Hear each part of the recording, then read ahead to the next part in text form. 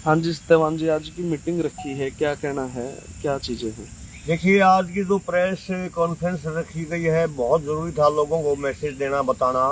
क्योंकि आज का जो बेसवान चौकी पे पूरे सोनीपत जिले का पॉइंट था जाम करने का, और कल शाम को जो 5 बजे एक मीटिंग हुई थी पूरे प्रदेश के उत्तरी भारत के सभी संगठनों की, उसमें निर्णय लिया गया है कि प्रदेश में जितने छोटे छोटे पॉइंट रोड जाम के या और हैं वो सभी को हटा लिया जाए, और इस सारी ताकत को 12 जून को होने वाली पिपली नई अनाज मंडी में जो उत्तरी भारत की बड़ी किसान बचाओ एमएसपी बचाओ रैली है, उसके लिए प्रचार प्रसार किया जाए। और ये निर्णय लिया गया था कि कल से सभी धरने छोटे मोटे जो भी हैं वो हटा लिए गए हैं, और जो शाहबाद से लाडवा रोड में धरना चला हुआ था वो भी सड़क के किनारे कर लिया है, ताकि लोगों की असुविधा ना हो।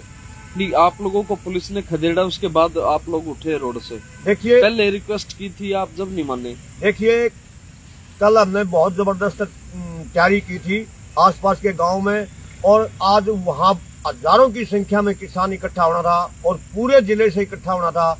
लेकिन जैसे ही शाहबाद में मीटिंग में निर्णय लिया गया कि सभी कैंसिल कर दिए जाएं, तो आज भी अभी बहुत सारे लोगों के फोन आ रहे हैं, इसलिए ये प्रेस कॉन्फ्रेंस की गई है, ताकि लोगों को सबको पता चल जाए कि अब हमारे छोटे मोटे जाम लगाने का कोई प्रोग्राम नहीं है।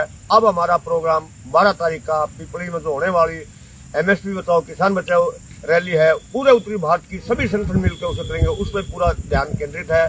और इस रैली को बहुत कामयाब करना बहुत जरूरी है, क्योंकि जिस तरह से जंगल में शेर को रहना, जिंदा रहना जरूरी है जंगलों को बचाने के लिए, उसी तरह उत्तरी भारत में गुरनाम सिंह चड्ढूनी को बचाने के लिए सभी कमेरे वर्ग के लोग पूरी ताकत लगाएंगे। गुरनाम सिंह चड्ढूनी पे कई धाराएं लगाई गई हैं, क्या लगता है ये उचित है? हाँ, बिल्कुल गलत लगाई गई है। गुरनाम सिंह चड्ढूनी पे 307 जैसी संगीन धाराएं और अनेकों धाराएं लगाई गई हैं कि ट्रैक्टर पे आके गुरनाम सिंह चड्ढूनी ने पुलिस को मारने का प्रयास किया गया, जबकि पूरी दुनिया ने देखा है कि गुरनाम सिंह चड्ढूनी आराम से बैठे थे और निहत्थियों के ऊपर कितने लठ बरसाए हैं, कितनी जातियां की हैं पुलिस प्रशासन ने, और ऐसे झूठे वो केस बनाए हैं। इस बात को लेकर पूरे देश में और पूरे उत्तरी भारत में बड़ा आक्रोश है। तो आप लोग आगे अभी रोड जाम नहीं करोगे कोई भी? 12 तारीख तक हम कुछ नहीं करेंगे। 12 तारीख की जो बड़ी वो रैली होने जा रही है, उसमें हम सरकार के विरुद्ध आर पार का जरूर फैसला लेंगे। उसमें कोई भी बड़ा निर्णय लिया जा सकता है, वो निर्णय मौके पर लिया जाएगा। कौन पहुंचेगा वहाँ पे?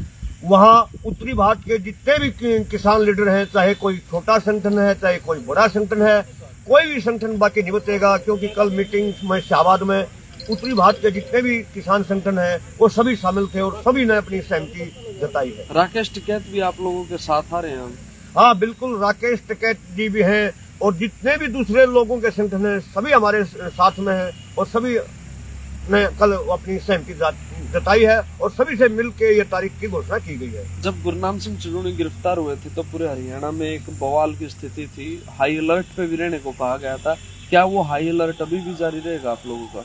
देखिए, हाई अलर्ट 12 तारीख के बाद हाई अलर्ट अभी ये जारी रहेगा कि पूरी तैयारी करो 12 तारीख के लिए, क्योंकि हर घर से एक बंदा जाना वहाँ बहुत जरूरी है, क्योंकि आने वाली पीढ़ियों का सवाल है।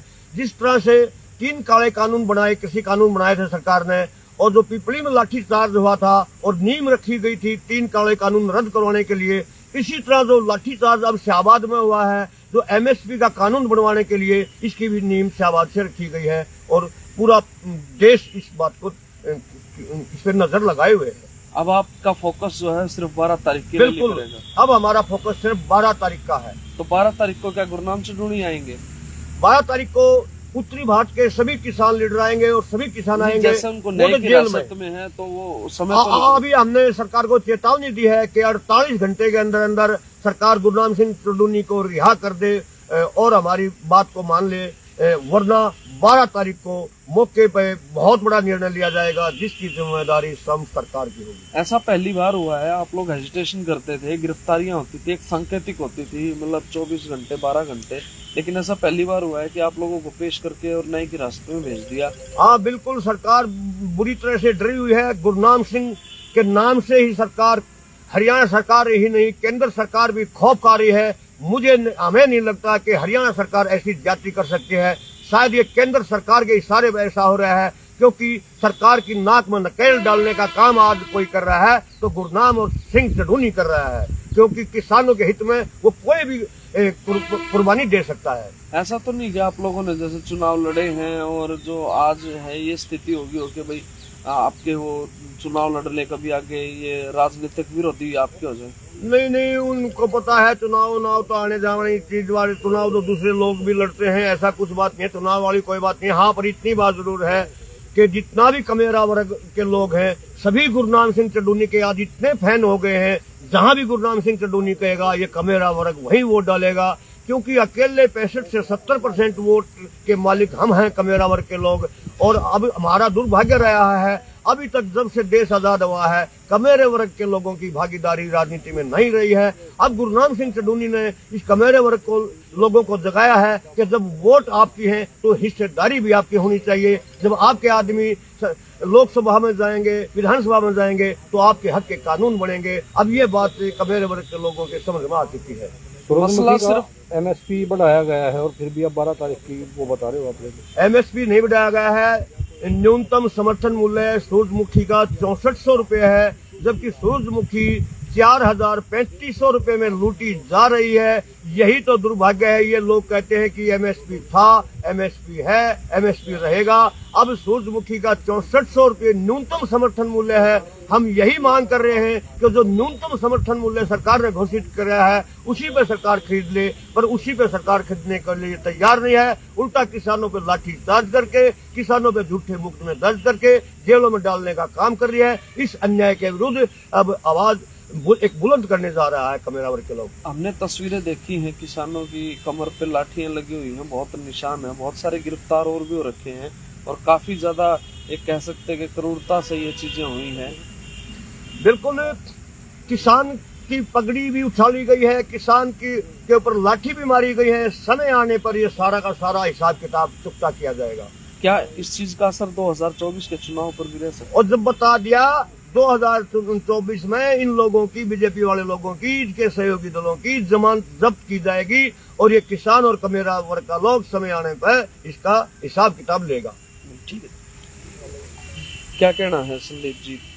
इतना सारा मामला हुआ है, आप लोग डटे बैठे थे लेकिन उसके बावजूद उठा दिए गए जबरदस्ती। देखिए, देश का दुर्भाग्य है। एक तरफ तो हरियाणा सरकार कहती है कि हम MSP पर सारी फसल खरीदेंगे। आप देख सकते हो 6450 रुपये जहाँ सूरजमुखी का रेट सरकार ने दिया था, अब उससे पीछा छुड़ा के पीछे भाग रही है। कहते हैं कि 1000 रुपये जहाँ कृषि मंत्री कहता है कि 1000 रुपये हम भावांतर योजना के तहत उनका पूरा करेंगे। हम 1000 रुपये नहीं मांग रहे, हम मांग रहे सरकार ने जो रेट दिया उसके आधार पर खरीदा जाए और किसानों को परेशान न किया जाए।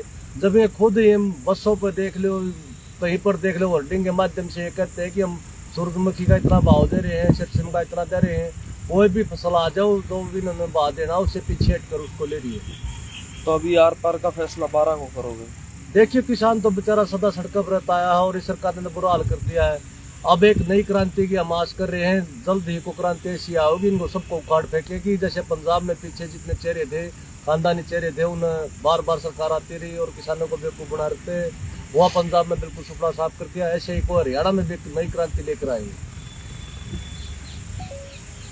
हाँ जी, पूर्ण प्रधान, क्या कहना है? कल ट्रैक्टर के आगे लेट रहे थे, ट्रक के आगे लेट रहे थे। देखिए, हम लोग सारे उम्र रोड़ा भरा है भाई। किसान का काम है रजिस्ट्रेशन करना, अपना भाव लेना। किसान सरकार से बार बार डिमांड करता है जी हमारे बाजरा का MSP दे दो, सरसों का MSP दे दो, सूरजमुखी का दे दो। हम हर एक फसल आती है जब उसी टाइम हम रोड पर आते हैं जो हमारी बिकने से पहले, आज हमारी फसल नहीं बिक रही। लेकिन सरकार खाली कागजों में दिखाती है MSP थी, MSP है, MSP रहेगी। लेकिन सरकार भी, हम ये भी कह रहे हैं, सरकार पहले थी, ये भी नहीं आएगी और आगे भी नहीं रहेगी। जो सरकार थी ना, यह दोबारा नहीं आएगी और आगे गुंडा नहीं फूटेगा। तो ये तो दो संगठन है, सही हो चाहे 4 हो, बूंदे का कितने हो, बूंदे का 2 है और आ रहे हैं। मोदी में 2 बूंदे हैं और 2 आने पकड़ रहे हैं, ये बेटा 2 हैं। अभी इनका पत्ता साफ कराएंगे। तो 12 तारीख की रैली की तैयारी करोगे? 12 तारीख में हम पूरे दल बल से जाएंगे और हम तो सभी किसान साथियों से अपील करेंगे, अपने बैग लेकर, लत्ते लेकर जब चलियो, उन मनोड़ा 2 दिन लगे, 4 दिन लगे, जब तक सरकार ने जब लेगा जब तक हम वापस लौटाएंगे।